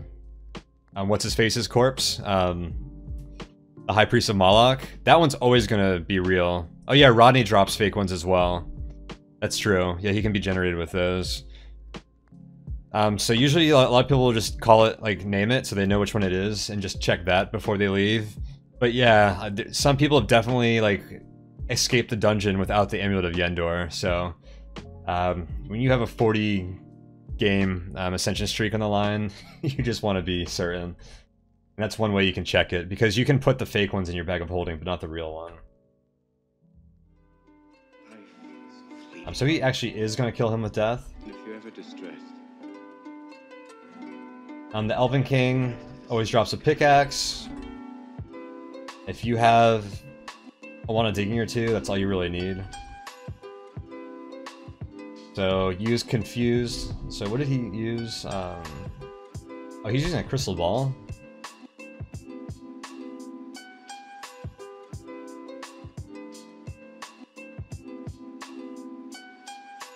What?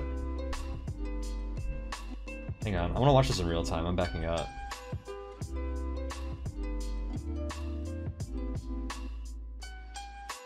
I think that was a fat finger, because I'm pretty sure he wanted to look for traps.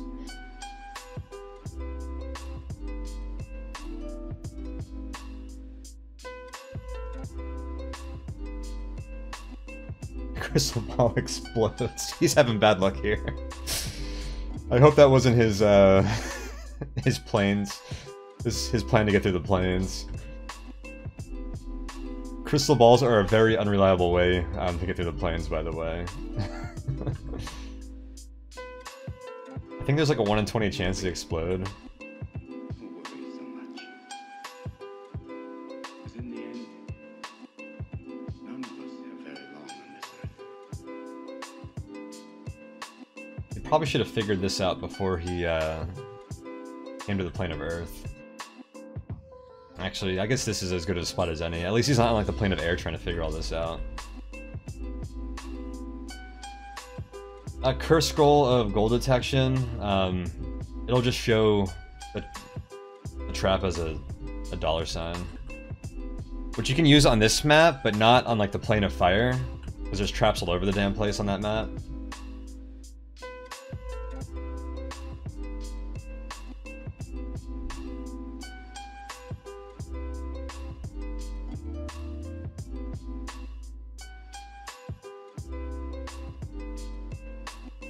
The plane of air is one of the more difficult ones. You usually want to spend as little time there as possible, so you kind of want to prepare everything before you step through this portal, because the plane of earth is relatively safe. It's actually extremely safe compared to all the other ones. And yeah, you see here, a blessed potion of levitation is plenty to get you through the planes. Or at least the plane of air. And speaking of which, I think it's... How many turns does it give you? Look it up.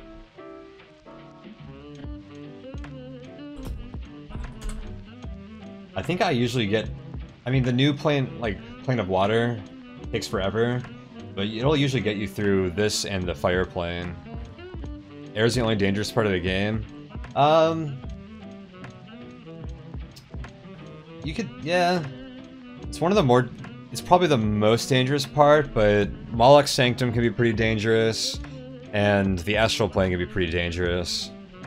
And then the whole early game is dangerous, but just because your character sucks, not because anything's particularly like nasty there for even a high-level character. Let's see. So yeah, 250 turns, so that's generally enough to get you through the plane of air and even the plane of fire, which is nice to have levitation for. And conversely, speed potions, if you have like one or... Well, we can look at stats on that too, because I don't know the numbers off the top of my head. But if you want to take off your boots of speed, if you drink like 2 or 3 blessed potions of speed, that'll get you through the planes pretty easily. Nothing in Moloch's Sanctum is going to horrifically end your game without giving you a chance. Yeah, it's true. But you can get like some summon nasty storms. The priests and stuff down there can be pretty nasty. But yeah, air, depending on how prepared you are, can be pretty difficult. The air elementals and the plane of air are incredibly strong. I usually like to have... my go-to is Wands of Sleep for killing them. But a lot of people use like even Wands of Death or Teleport to knock them away. If the professor calls about that job. The new plane of air is kind of annoying too. I think it's a good change though. Old one was annoying too, having to walk around that weird cloud formation. I don't know why he didn't go through that right passage, just what I would have done.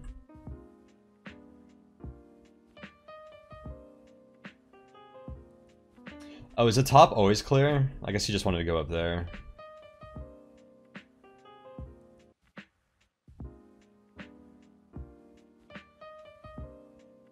Pretty sure he still has conflict on, which makes the air elementals a lot less likely to swarm you and like engulf you. Like negative 28 AC and 200 HP is not a whole lot if you like repeatedly get engulfed by air elementals.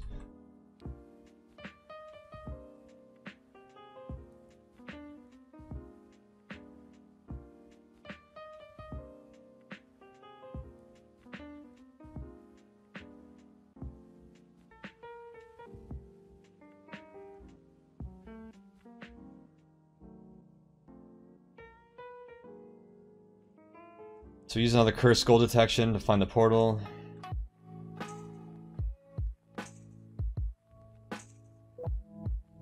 The Plane of Fire, if you don't have enough portal detection, this is actually a really easy one to find the portal on, because usually a monster will walk into it.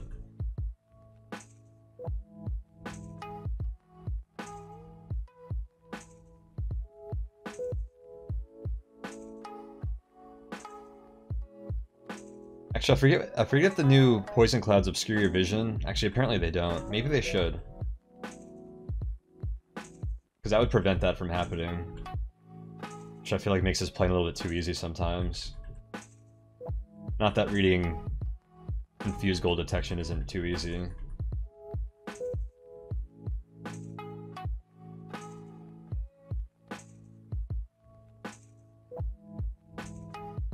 don't see the portal, it's probably under... I don't think it can be under a monster. It's probably like obscured by a cloud. I've been impressed by how you gradually increase the quality of your stream. I don't stream a lot, but when I do, I'd like to do it as well. What tips do I have for you? As far as what aspects of it, I'm free to provide anything you want to know.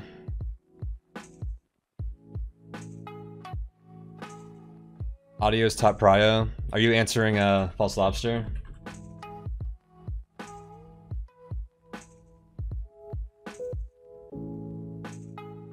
Oh, it's all the way on the left side of the map.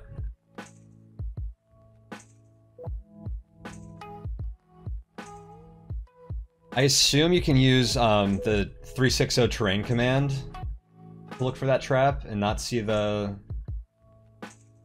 gas. I'm not 100% on that. Pretty like niche use.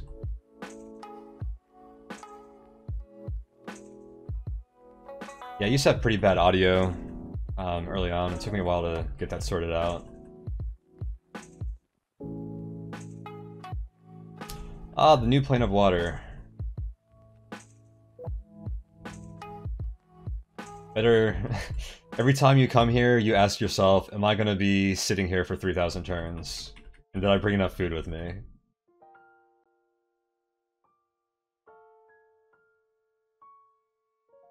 Generally, you want to wait till your bubble floats till about halfway through, then read your scroll to kind of see where the portal is, because it moves around, and then just pray that you bump into it. Something you can do here is just drop a Scroll of Scare monster on the ground and hop on it, and just ride that around if you want. Because you can drown on this level.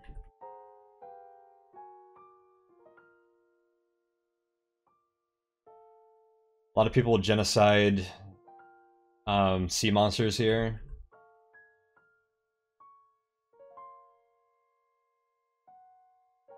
But if you're not even on the edge of the bubble, they're like not that dangerous.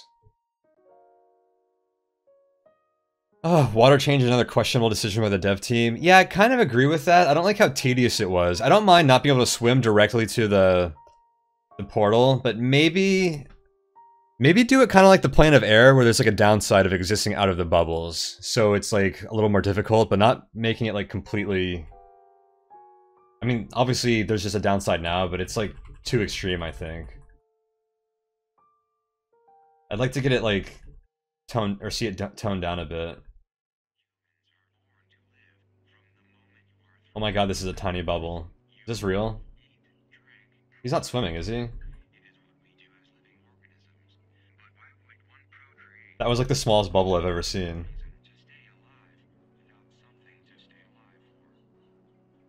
Good luck trying to find the portal if it's in a bubble like that. Jeez. Oh, he has a slippery cloak too, which isn't terrible here. Oh, Cowboy Bebop soundtrack? Nice. I just got one of those like lo-fi hip-hop streams from YouTube playing, and I hope Twitch or YouTube doesn't mute any of my stream. I think most of this is like royalty free, but I feel like I've had portions of it muted before, because I do want to archive this. So that was a pretty pain-free water plane. I've spent like 2,000 turns on there before. It can be a real pain in the ass. Amulet of Magical Breathing and Oilskin Sack. Yeah, that's one way to just speed through it. You can also use Oilskin Cloak can help as well, depending on how protected your armor is. I had watched, I think Webman on one of his like Zen Ascensions, like 9 Conduct Zen Ascensions, do the water plane, and I think he put on Magical Breathing and just like went out into the water. And for some reason, when I watched him, I thought it only was blanking his items the turn that he left the bubble, and then as long as he was swimming around, I thought everything was protected.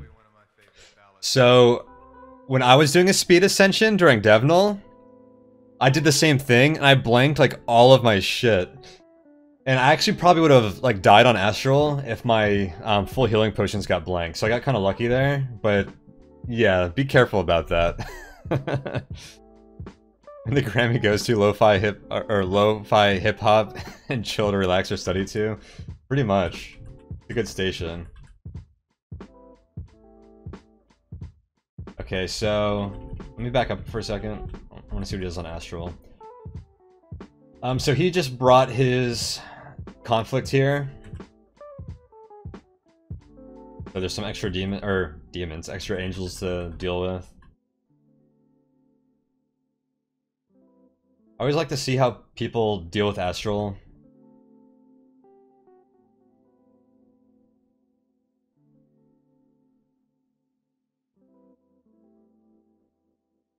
Speaking of which, does anyone have a config file message type stop for player monsters wielding or using Vorpal Blades?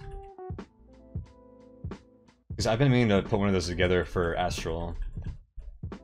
But I don't know what the best message is without just like seeking for Vorpal Blade, which I guess you can comment out if you're actually using that, because that's the only reason you wouldn't want to do that. Conflict plus free action. Yeah, that's like pretty much the go-to Astral strategy. If I were him, I would just wish up a Cockatrice corpse right now. Or a blessed, partly eaten Chickatrice corpse.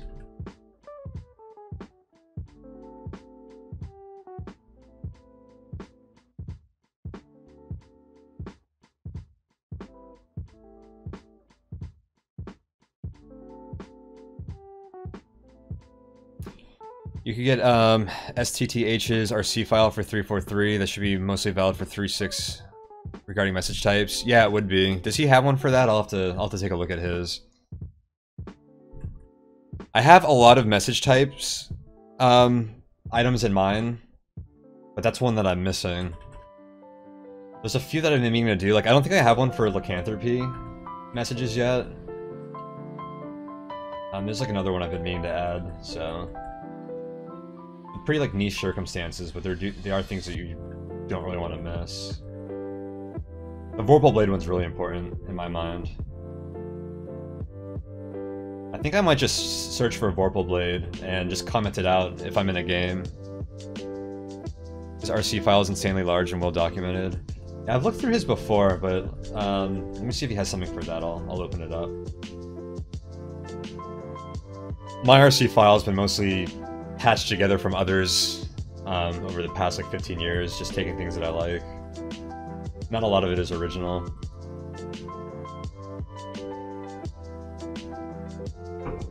That Kieran over there keeps casting Summon Nasties. And it's being very annoying right now.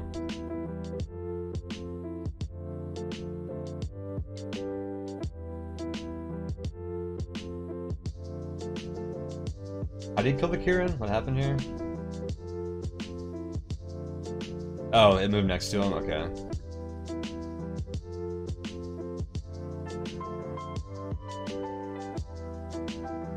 Summon Nasties is just something you don't want to deal with in the astral plane. None of the shit you use in 3.4 is in 3.6, which is one of the main reasons you never bother with it. Yeah, when I first started playing 3.6, I had to go through my config file and update a lot of things. I mean, a lot of it is relevant, but there are a lot of things that change a little bit.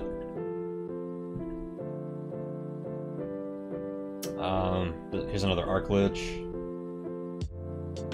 It's dead now, though.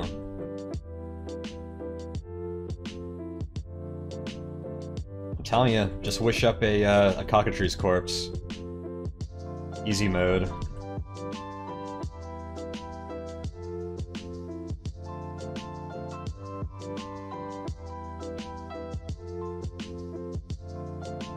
Just melee death like a badass. The riders are Arc Lich? Okay, okay, I'll start saying Arc Lich. Old habits die hard, guys. The riders only have like 40, 50 HP, so they're actually pretty weak. An easy way to kill them is with like enchanted daggers, just throwing them at them. If you don't want to use like a 1 to death. Casual bump kill, pretty much.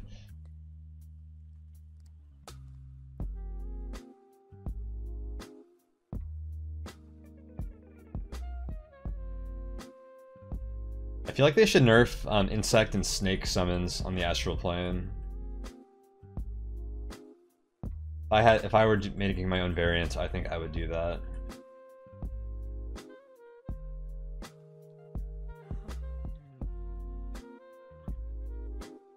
So he's neutral, so I guarantee you he's going to use a Helm of Opposite Alignment. No matter what. Well, not if he finds a neutral altar, but he's not going to want to explore too many altars. This is a Chaotic High Priest. I think he already has one. I'm not sure if it's a lawful or a chaotic one.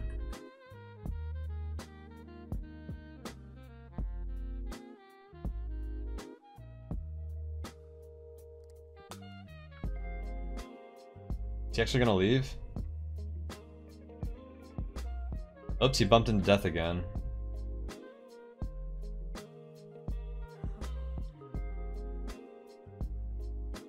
Dude, he's got like 3 wishes. I don't know why he doesn't just use opposite alignment. This could be game over. Doesn't death steal max HP? Yes, he does. That's what makes him pretty dangerous.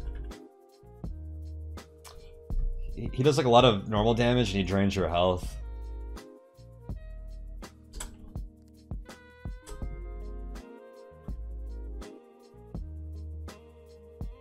Touch of death, touch of death. So, basically 16 d8 damage per turn. And I don't remember... I don't know how much... I'm actually shocked that the wiki doesn't tell you how much it reduces your max HP by. There's not even a code mentioned here.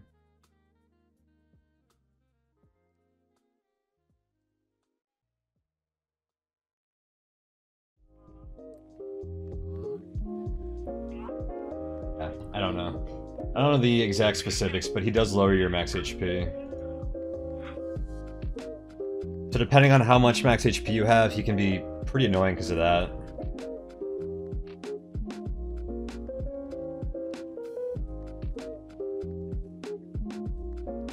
But I mean, just the enchantments on his 2 weapons.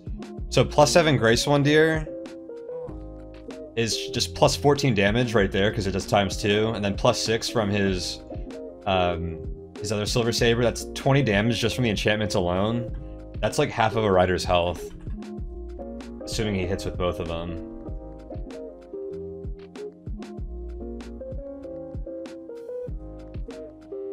A lot of people don't mind face tanking death if they have good weapons. I usually go to the other ones, even though most people say they're more dangerous, but if you have a death wand, like, usually you'll kill them before they go adjacent to you. Hang on. Why is he zapping death in there?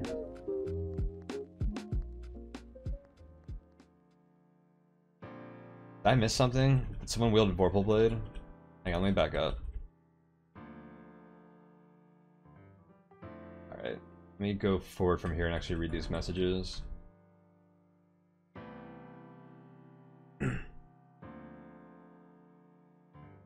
You almost always go to the edge altars first, the room seems smaller. It's an interesting question, actually. Here's death's damage, basically. Perma damage equals R2 damage divided by 2 plus 1. Oh, so it's basically half the damage that he does. So it's basically 8d8. Or an RN2 is just a random number. That's a function for a random number between 1 and that, or is that like weighted? I don't remember how RN2 works.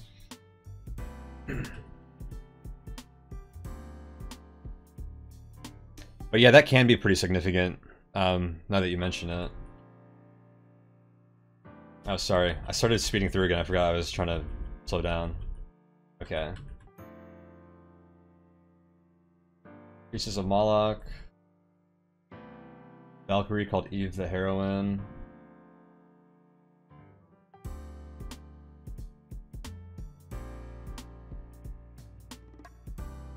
Does he know something I don't about Eve the Heroine here?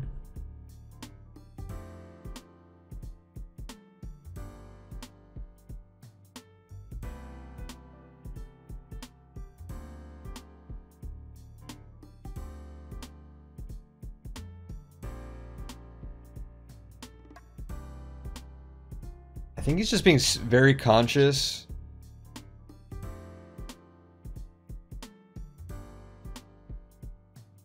It's flat.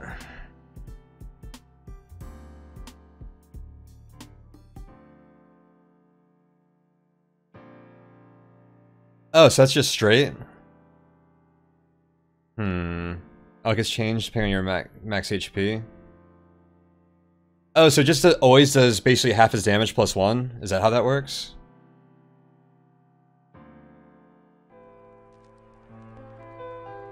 I don't know if he's just being super conscious or cautious of any player monster right now. Okay, so Eve just has a Warhammer, so she's not wielding anything super nasty.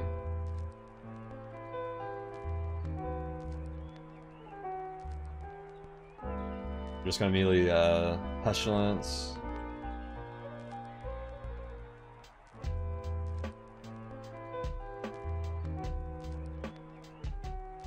Yeah, I think he was just being very cautious of player monsters in case they have a Vorpal Blade he doesn't know about. Interesting. Usually with conflict, you'll see the message before like you get adjacent to them. Like he's not like being like using Wands of Death and like Poison Darts now that he sees she's wielding a Warhammer. Scared of Vorpy, that's what I figured.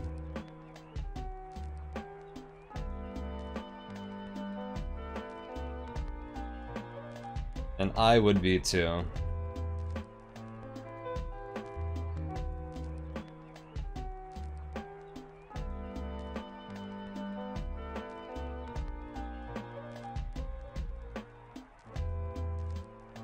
Yeah, he's checking every player monster.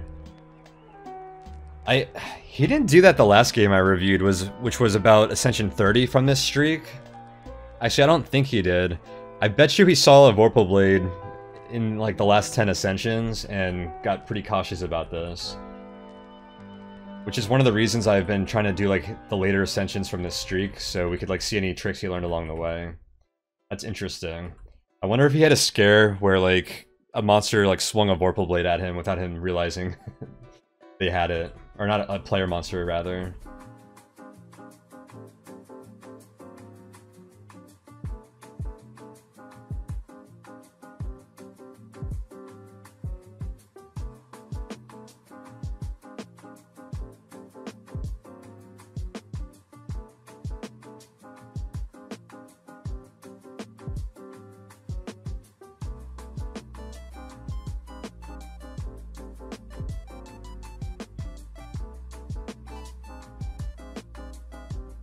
Pod Cloud swallows the High Priestess. That's kind of funny.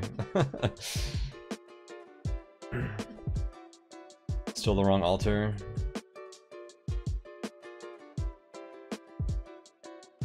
Yeah.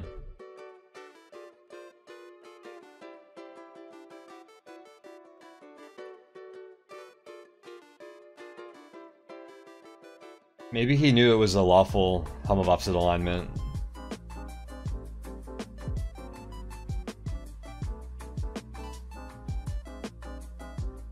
Now he's going back out.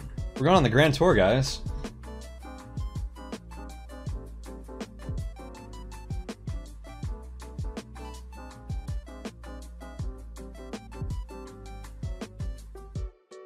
He 100% could have ascended by now if he just like wished up a Helm of Opposite Alignment, because he's hit both of them.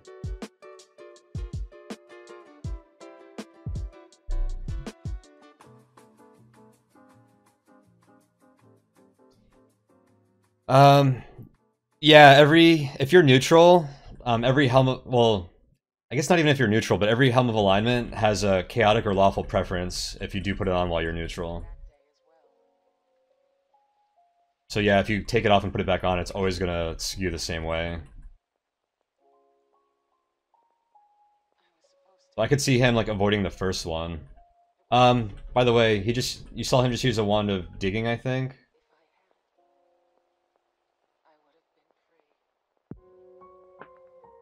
That's a great thing to do with doors on Astral. I just use the wands of digging because it removes them, so you can like walk diagonally through them. You'll usually have leftover charges at this point, so definitely a nice trick. It looked like, hang on, let me back up. Oh, he used the wand of death to kill Famine.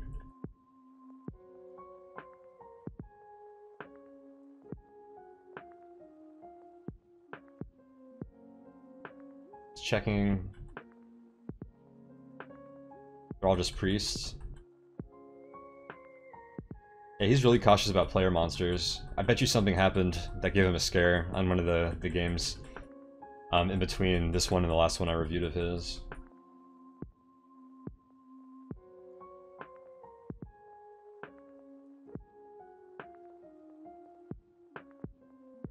He's going crazy with this Wand of Death. He knows this is the last altar, and he knew he could charge it with that Enduring Express card. Just door bait stuff. Well, on Astral, a lot of the times you want to go diagonally through them, just because like,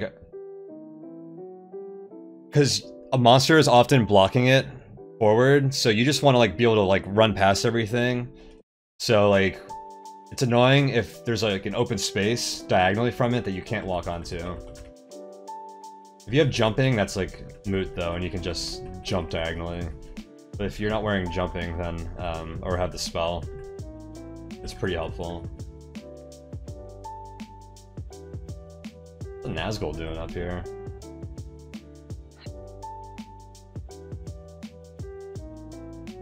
GG.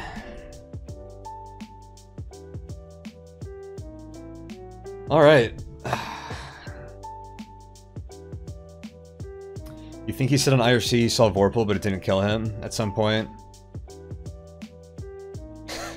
Monsters can't block you if they're dead. Very true. So yeah, that was fun. Tariru, I think you'd probably have a hard time arguing that he's not the best NetHack player in the game right now, so I think it's worthwhile reviewing his games like this. The end game is pretty straightforward at the point that we jumped in on this, but early games always fun to watch, and some of the tactics they use in the end game, and seeing things like how, you know, concerned or cautious he was against player monsters was pretty nice to see here. So, you know, when you have a 40-game Ascension streak on the line, you play a lot more consciously than if you have a 0-game or no Ascension streak, or if you have a 1-game Ascension streak or whatever on the line, which is kind of like raises this question as to why, because you should always be playing to win. I think part of that is because some of the stuff you have to do to play like very cautiously is pretty tedious, like searching for traps early on. It's kind of like a risk-reward thing as far as like risking your Ascension streak. I want to try and start adapting very, very cautious gameplay like that on my games and see if I can bear to do it or not. You always play games like an idiot, unless you get bored. Yeah, and I think that that's what happens. And I get a lot of yet another stupid deaths based on that. So I do play a little more cautiously when I have like a 2 or 3 game Ascension streak on the line. But I still don't go to the extents that like I watched Tariru do.